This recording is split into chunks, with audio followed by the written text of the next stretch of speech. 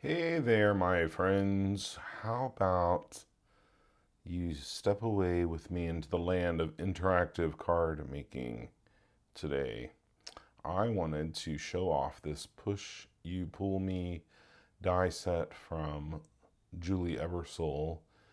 Of course, it's part of the Essentials by Ellen line of dies. And I wanted to share a couple projects with you and encourage you to jump in as well with your own version of interactive cards. I wanted a piece of ballet slipper cardstock and I didn't have any on hand, so I just made my own by inking up my ballet slipper pad, and you can see it when you turn the light off a little better. But I re-inked it, and man, it just made it a lot easier to ink up my sheet and create my own cardstock. Now you can buy Concord and Ninth's ballet slipper cardstock. I just didn't have time to do it for my video project, so here we go.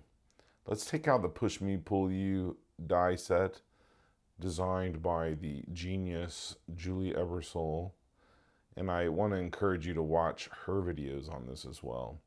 This is just my take, and I'm not going to do all the measuring and things that she did because I'm not that kind of crafter. I'm more of a let's try this and see if it works kind of guy. And then I followed a lot of what she did on her video. So, yeah, I call it crafting by the seat of my pants. But you can do it too. That's how I learn. So I die cut this little notch out of my ballet slipper panel, and then I die cut it out of my card base panel as well. It's not a panel, it's the card base. I'm using a Spellbinders Platinum 6 die cutting machine here. And after I die cut the first notch, where the pull tab will show up there at the bottom, I die cut the little slots where my sliding mechanism will go in and out of. And I'm going to add some interest to this panel by running it through with the A2 piercing plate. I think this plate, if there was a crafting hall of fame, this plate would win a slot on the wall, and it should stay there, and whoever made it ought to as well get some kind of prize. I don't know, is there a crafting world equivalent of an Oscar or an Emmy? They should have it. Anyway, I just love that plate.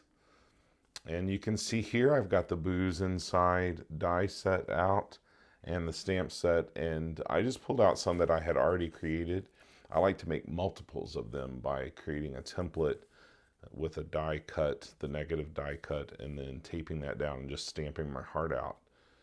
And I make tons, and then when I need them for a project, I've got them, and I don't have to bore you with the stamping part of that. Just watching me stamp that, you know. So then I die cut as well some of the little ghosts out of the pumpkin mug die set and had those on hand. I used vellum for those. And now I'm just going to take about a 1/2-inch strip of acetate. You can use whatever you've got on hand that's plastic, and you want to just cut it thin enough to fit through those little slots, and then make a little belt. This will be the belt that runs up and down, and I overlapped it there, and then I'm going to trim that off. Now I'm using double-sided tape. You want to use something that's going to keep that thing together. I don't know, I heard Julie say something about a crimper. I haven't seen that, but I do have some Sookwing tape here, or score tape, and I used that. Now to color these mugs, I just took an R83, I think, and an R81 marker, and just add a little bit of tiny detail on one side, nothing fancy. And then I'm die cutting the pull tab out of regular white cardstock, and I'm gonna stick that on the back with some more score tape. Super easy. Now this looks complicated, and it is a little bit complicated. So one of the tips I want to give you is just do this out of white paper first, out of white cardstock. Don't worry about being fancy or adding any of your own images or running it through with the A2 piercing plate. just create the white mechanism first. Maybe do that a couple times before you actually invest yourself into the process of making your own. Then I added some foam tape on the side of my slider and covered it up with a piece of white.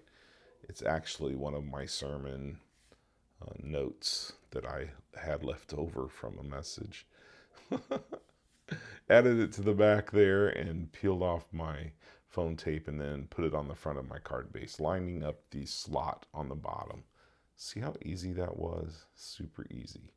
Now I want to cover this up, and so I'm going to add another strip of white cardstock and tie the design in to the background. I'm not going to use color, I'm going to use texture. So I'm just going to take the notch out, just like I did with the other pieces, and then I'm going to run it through with my A2 cover plate. Then I'm going to notch it out again so that the things that I'm going to pop up through it can come up through it. I'm going to add 3 little notches here. So I'm just going to move the end of that die up a few places and stagger it so you can see I've got 3 staggered slots there. Now this is where these little ghosts are going to pop up out of the mugs here in a minute. So I'm going to take some more of the same acetate and just trim it down into smaller little slivers and poke them through those 3 slots. And then I'm going to pop up my mugs. I don't want to cover up my slots in any way, like impede the plastic there from popping up. I just want to add enough adhesive on different parts of the mug to keep it from blocking my little ghosts. You know, the ghosts need to fly up out of there. And if you put tape everywhere or glue everywhere, they're just going to not be able to move. So be careful where you put your tape, where you put your foam tape, where you put your glue. And once I've got them adhered down, look how they pop right up out of the mugs. Now, I didn't hide them completely because when I take pictures, I want them to show a little bit, but I also want the person to see them just a little bit like they were like foam or vapor coming up out of the mugs. And I'm going to stamp a sentiment on an oval that I have in my stash. This is from the Essentials ovals. And I'm going to cut this at an angle and adhere it to the side there. Isn't that just a perfect little sentiment strip? Kind of unique way of using the oval there. I'm going to use liquid adhesive for that, right? Love it. I love the end product here. I didn't add any more bling to it, but look at those little ghosts pop up out of there. They're perfect. So much fun. You ready for the second card? We're going to do the same thing with the sentiment on this one. It's just we're going to turn the oval vertically, and the same message is going to pop out the top of a pumpkin mug that I've speckled up with white and black color. So here I'm just adding the sentiment to my little oval, and we'll put that aside and use it. I just figured I'd get it done while I had the same supplies out already. Now I didn't have any clay mask cardstock either, so we're just going to make our own. This is Catherine Pooler's Clay Mask ink, perfect for a subtle pumpkin. All right, press that into the juicy foam. You'll never be the same. You'll never be the same after you use some Catherine Pooler ink or a foam ink pad. You'll wish everyone did it. And here I just squeezed out some of Catherine's Midnight ink onto my acrylic block, also from Catherine Pooler. All of these things are available at the Ellen Hudson shop. Splattered that down there in a haphazard way. You never know what you're going to get, just like a box of chocolates, you know. And that's part of the fun of this one. No control, just splatter away. And then I pulled out a nice little product called Copic Opaque White. This is a watercolor, actually. Watercolor pigment, kind of like gouache. But it's created by Copic to cover up blunders. Raise your hand if you ever commit a blunder. You ever make mistakes when you color? I've got both of my hands up over here in my studio, as if anyone can see me. Once I splattered this mug with the white, I thought I would like a little bit more white on there. So I grabbed a gel pen and added some white specks here and there.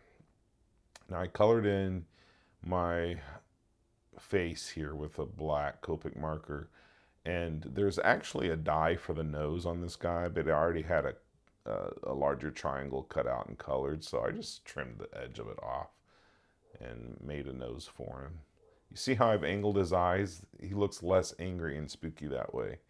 Did you know that? You could change the angle of the eyes of the pumpkin and make him a more friendly guy. Now I'm taking this sentiment strip die that you can make tons of sentiment strips with, and I'm gonna make a background with some more texture here with that. So I've made the dry embossing sandwich for my die cutting machine and taped it on there and created my little panel here. It's subtle, it's got a nice peachy color to it, but I'm gonna trim it down. And I just really like this. I used this kind of method on a few of my cards for this month's Essentials by Ellen release. You can check out all the goodies on Instagram and on ellenhudson.com. So much fun. And I'm just going to repeat the process, but this time I'm using the smaller die, and the distance between the slots is smaller. So I didn't need as much distance for this one. Now I'm just gonna pop up my pumpkin over this little plastic belt, and I'm gonna put him on a piece of acetate. I have another oval that I'm gonna use to, it looks like a plate maybe. That's what I thought, when I put it on there. It's a saucer. But first let's put our sentiment down where it's gonna go. And then we're gonna put our plate down by adding some double-sided foam tape, is what I want to do, over the sentiment. And then we're just gonna add our little mug on top of that and just play to our heart's content. I promise you, I will play with this until I break it. And I'm gonna break it. In fact, I did break it, just to let you know. I broke it. And when I say break it, I mean the tab came out, the pull tab came out from under there. So I just slid it back in and pressed it down a little bit, and it kept working again. So you just need to make sure you use enough adhesive on there. I grabbed a tag stamp set from last year and just stamped Happy Halloween on some white cardstock, trimmed it down, and put it on the front, doubling up the foam tape on the right. And you saw I snuck in some Mazatlan sequins there from Catherine Pooler as well. Added the ghosts up at the top, making sure that they're not going to impede anything. I hope you enjoyed our little time together and you feel inspired to dive into the interactive card making world. If you need some more tips and inspiration about this, I have an accompanying blog post over at Ellen Hudson today, so go check that out and be encouraged, my friend. Have some fun and delight your card recipients, your giftees, with your ingenuity. Take care, and I hope you have a wonderful day.